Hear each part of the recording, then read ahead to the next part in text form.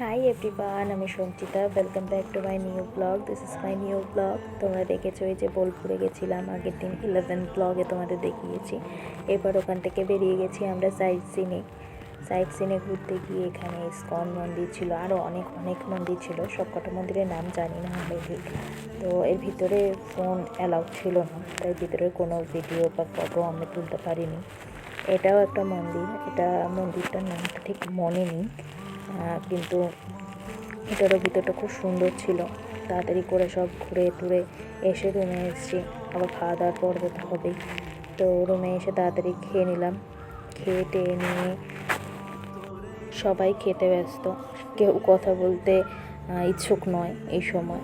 তারপরে তাড়াতাড়ি করে স্নান টান করে রেডি হয়ে পুজোর দিকে রওনা দিলাম। পুজো দিতে গেলাম, ওখানে ভীষণ ভিড় ছিল, দেখাই যাচ্ছে প্রচুর লাইন ছিল। আর এসব ভিডিওগুলো সব পায়েল করেছে বোন।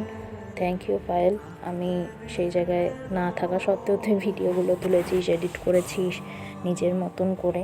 থ্যাংক ইউ, প্রত্যেকটা ভিডিও এইভাবে এডিট করিস, পাশে থাকিস।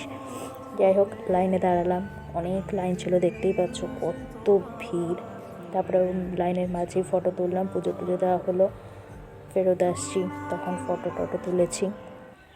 পরের দিন এটা ভিডিও করা সেই শ্মশান ঘাটের ফটো তুলে বেরিয়ে গেছি। এই বাড়ির দিকে রওনা দিচ্ছি। দেখতে দেখতে স্টেশনেও পৌঁছে গেলাম। এই ছিল ভিডিও। তো দেখা হচ্ছে পরের ভিডিওতে।